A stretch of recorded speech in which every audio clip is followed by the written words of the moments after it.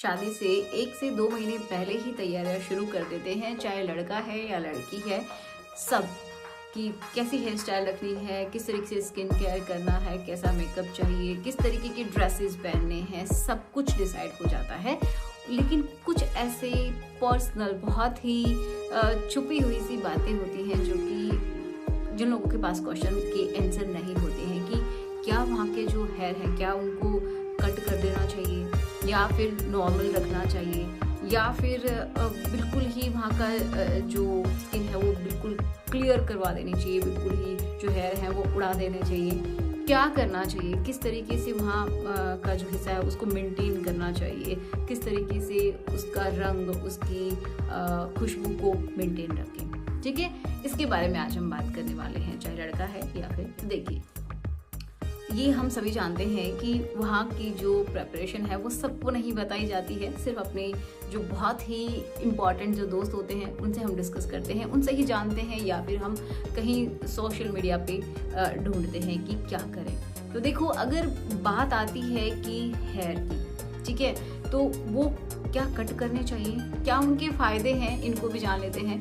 तो देखो, वहाँ की जो हेयर हैं ऑब्वियस सी बात है बहुत बड़े बड़े तो कोई भी नहीं रखना चाहेगा, ठीक है, तो आप उनको ट्रिम कर सकते हैं। ठीक है, तो बहुत सारे मार्केट में ट्रिमर अवेलेबल हैं, तो आप वहाँ के जो हेयर हैं उनको अपनी इच्छा के अकॉर्डिंग ट्रिम कर सकते हैं। ओके, जो मेल फीमेल दोनों के लिए अच्छा है, स्पेशली अगर फीमेल की बात करें तो उनके लिए बहुत अच्छा है क्योंकि वहाँ पे कट लगने से भी बच जाते हैं। और अगर आप चाहते हैं कि वैक्स करवाएं, क्योंकि कुछ लोग वैक्सिंग भी करवाते हैं, तो प्रॉब्लम क्या होती है कि बहुत सारे लोगों को वहाँ पे बर्न भी हो सकता है, ठीक है, जल जाता है, वहाँ पे निशान हो जाते हैं और कभी कभी वहाँ पे छोटे छोटे पिंपल्स भी आ जाते हैं वैक्सिंग की वजह से।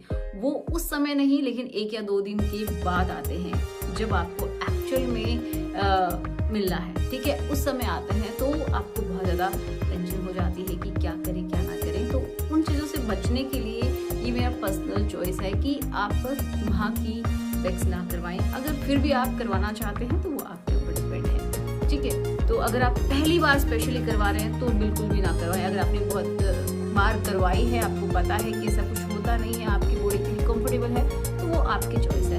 अदरवाइज आप बिल्कुल ना कराएं, ट्रिमिंग करना ही बेस्ट है। तो उसमें और रेजर से भी आप ना ही कट करें तो ज़्यादा अच्छा है, क्योंकि बहुत बार छोटे छोटे जो हेयर हैं, जो इनग्रोइंग हेयर है, वो हो जाते हैं जिनकी वजह से पिंपल्स आ जाते हैं, वहाँ पे इन्फेक्शन हो जाता है, कट्स भी लग सकते हैं लेजर की वजह से, तो वो भी इस्तेमाल ना करें। कुछ लोग केमिकल्स का इस्तेमाल करते हैं, स्प्रे वगैरह यूज़ करते हैं, तो आप मैं कहूँगी उनका भी इस्तेमाल ना करें। ठीक है, सबसे सेफ और सबसे अच्छा है ट्रिमर, वो आप इस्तेमाल कीजिए।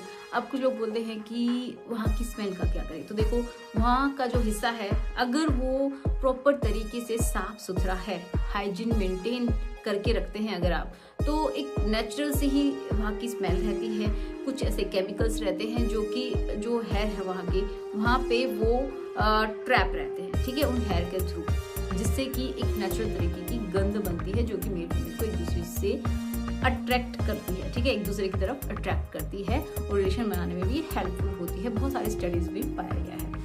अब देखो क्या करना चाहिए। तो कुछ लोग वहाँ पे नींबू का इस्तेमाल करते हैं और सोडा का इस्तेमाल करते हैं। तो इस तरीके की जो ब्लीच जो होते हैं, ब्लीचिंग एजेंट, उनका इस्तेमाल करते हैं, या फिर जो भी केमिकल्स हैं जिनसे ब्लीच हो जाए उनका भी इस्तेमाल कर लेते हैं कि वहाँ का जो हिस्सा है वो बिल्कुल चमके गोरा दिखाई दे। नहीं, ऐसा नहीं करना है। ना ही वहाँ पे आपको कोई केमिकल्स लगाने हैं, ना ही आपको जो मैंने बताए DIY इस तरीके के भी नहीं करने हैं। कोई हार्श केमिकल का इस्तेमाल बिल्कुल भी नहीं करना है। तो फिर आप क्या करें, तो मैं घर पे ही क्या करना है उसके बारे में बताती हूँ। और एक ऐसा